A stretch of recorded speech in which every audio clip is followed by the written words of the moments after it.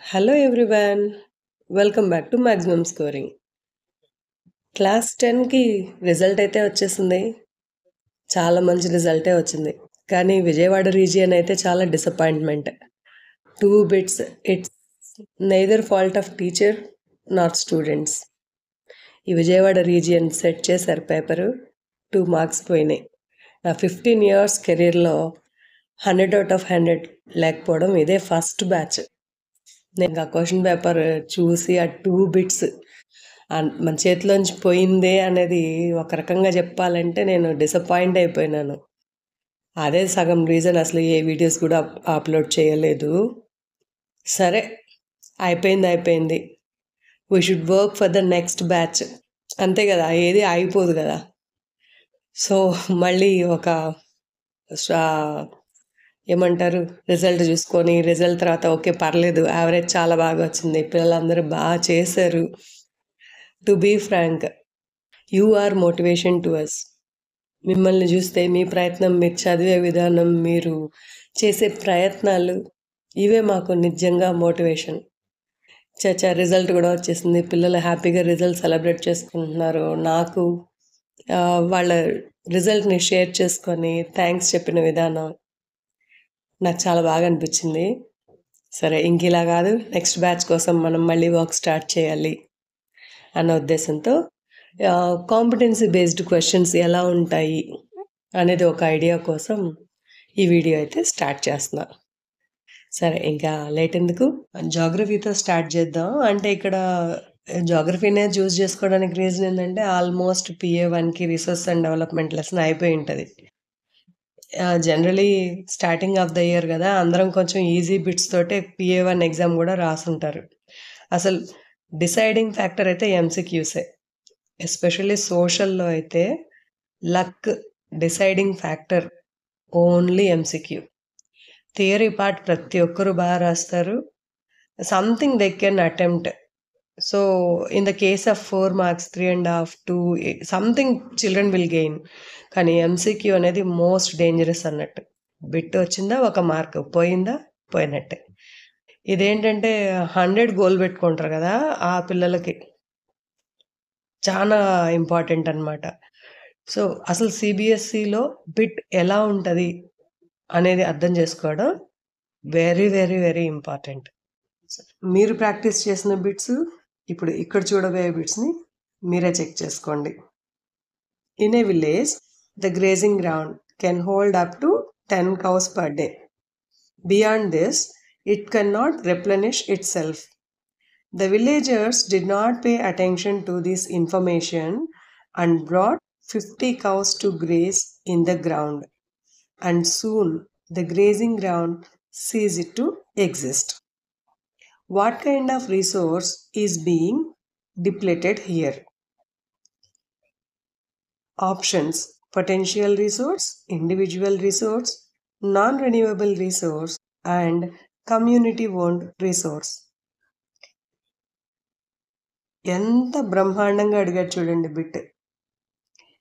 అసలు సింపుల్గా ఏంటి, టైప్స్ ఆఫ్ రిసోర్సెస్లోంచి తీసుకున్నాడు. ఇది న్యూ సిలబసా లేకపోతే ఓల్డ్ సిలబసా అని పక్కన పెడితే, టైప్స్ ఆఫ్ రిసోర్సెస్లో మనం under the ownership 4 types of resources: individual, community, national, international. ఈ 4 నేమ్స్ మనకు వచ్చినాయి అంటే దాని మీద ఎంతో కొంత అవగాహన ఉండాలి అని బోర్డు ఎక్స్పెక్ట్ చేస్తుంది. ఒక విలేజ్ని ఎగ్జాంపుల్గా తీసుకున్నాడు. ఇక్కడ విలేజ్ సెనారియో ఎక్స్ప్లెయిన్ చేస్తున్నాడు.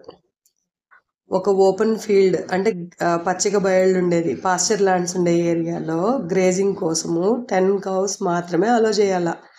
కానీ అవగాహన లేనటువంటి ఈ విలేజర్స్ 50 cowsని పంపిస్తున్నారు, అలో చేస్తున్నారు పచ్చిక మేయడానికి, గ్రేజింగ్ కోసం. అప్పుడు ఏ రకమైన రీసోర్స్ మనకు తగ్గిపోతుంది అని అడుగుతున్నాడు.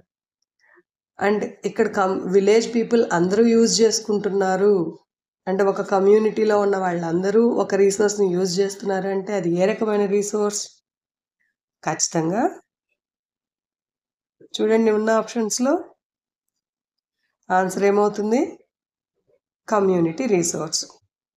విలేజ్ విలేజ్ అనేది keyword. So village people all are using for some purpose, whatever it might be. That might be a dumping yard, that might be the grazing area, and that might be the park, or whatever it might be. People are collectively using it. So it is community owned resource. Content మీద బాగా అవగాహన ఉన్న పిల్లలు కూడా ఇక్కడ చూడండి, డిప్లెషన్ అన్న word చూడగానే ఆల్రెడీ మనకు చాలా చాలా టెర్మినాలజీని అయితే బై హార్ట్ వేసుంటారు బోర్డ్ ఎగ్జామ్కి వెళ్ళబోయే ముందు వరకు. సో ఈ డిప్లెషన్ ఆఫ్ రిసోర్సెస్ అని చూడగానే రెన్యూవబులా నాన్ రెన్యూవబులా ఈజీగా మిస్లీడ్ అవుతారు. ఇంకొకటి నెంబరింగ్ 10, 50 అంటే పొటెన్షియల్ ఆఫ్ ద రిసోర్స్ అని కొంతమంది కన్ఫ్యూజ్ అయ్యే అవకాశాలు ఉంటాయన్నమాట. సో అదంతా కాదు, ఇట్ ఈజ్ యూజింగ్ కలెక్టివ్లీ. ఇంకొక విషయం, మనకు సోషల్లో ఎంసీక్యూస్లో బై హార్ట్ చేయడానికైతే అవకాశం చాలా తక్కువ, అవగాహనే. ఈ బిట్లో ఇది కమ్యూనిటీ బేస్డ్ రిసోర్స్, అడిగే విధానం మారిపోతే ఆన్సర్ వేరేది అవ్వచ్చు కూడా.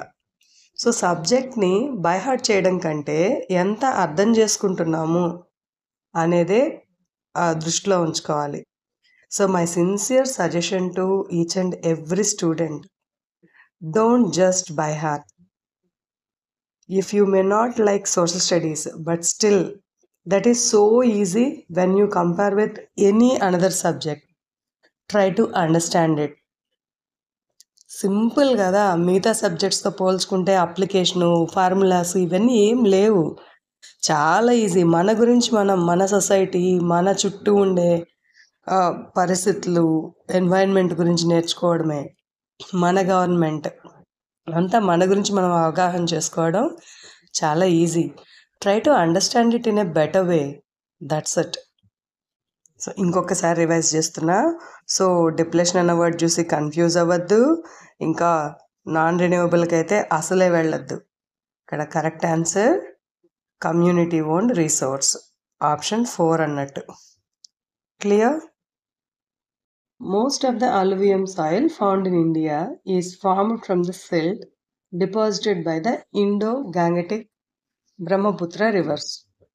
Which of the following regions contains the parent rock that forms this silt? Options: Himalayas, Northern Plains, Gangetic Delta, Eastern Coastal Plains.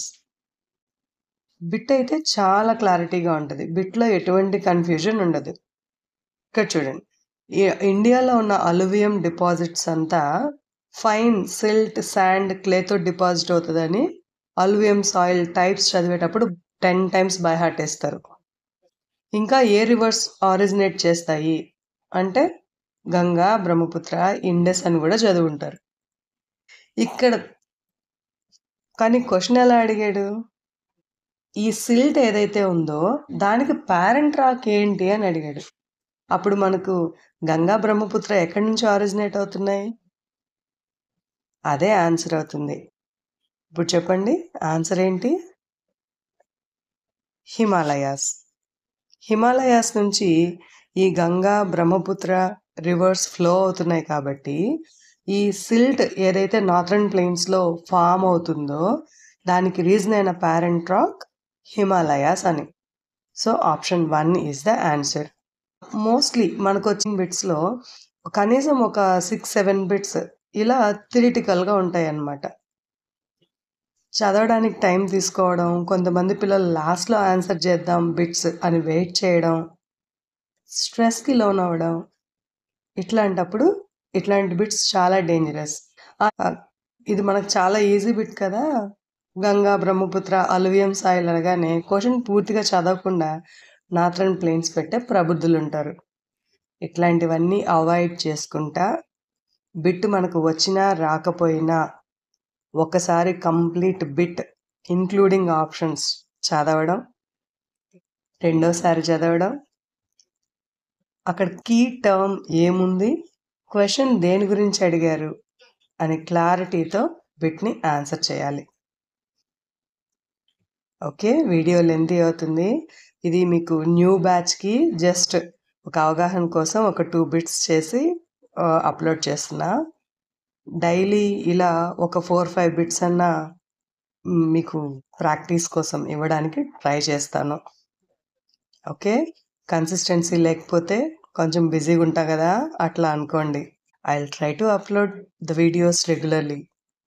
That's all depends on your support and encouragement. Don't forget this.